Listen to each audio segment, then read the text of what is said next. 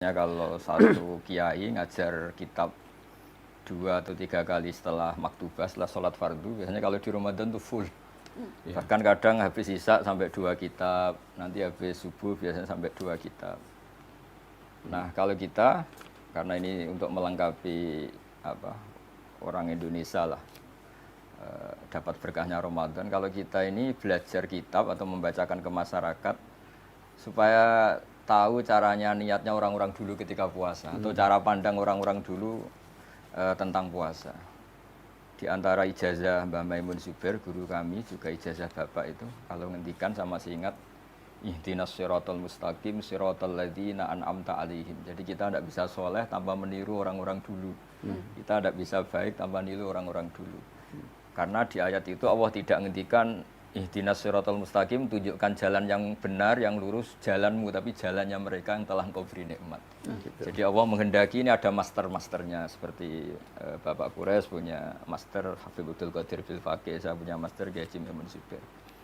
Nah, setelah baca Fadhailu Ramadan versi ulama-ulama dulu, kita akan tahu cara pandang tentang Ramadan secara benar, karena niru ulama-ulama dulu.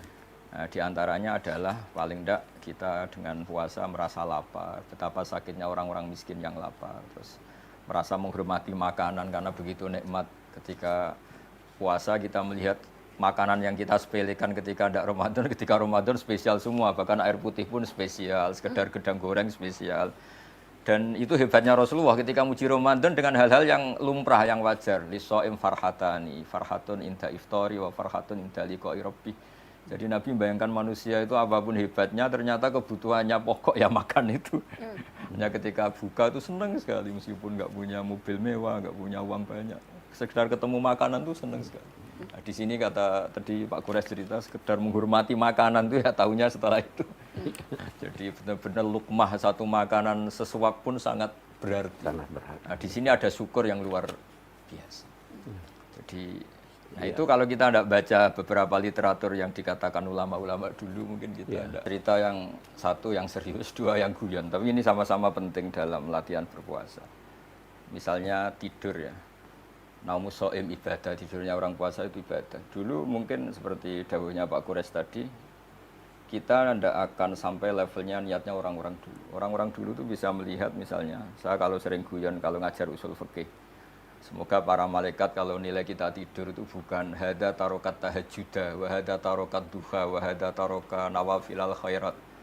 Ini orang tidur berarti ninggal sholat duha atau ninggal tahajud atau ninggal ibadah-ibadah yang lain. Tapi malaikat atas nama usul fikih juga menilai hada tarokal ma'asiyah, orang ini meninggalkan maksiat. Kalau dia terjaga mungkin lihat hal-hal yang dosa atau ngerasani orang atau gosip, barokahnya tidur dia meninggalkan itu semua. Akhirnya dulu yang kita melihat tidur sebagai hal yang biasa, barokahnya membaca literatur orang dulu, kualitas ayat wamin ayatihi manamukum billaili wan naharin terus muncul karena dengan tidur meninggalkan sekian maksiat.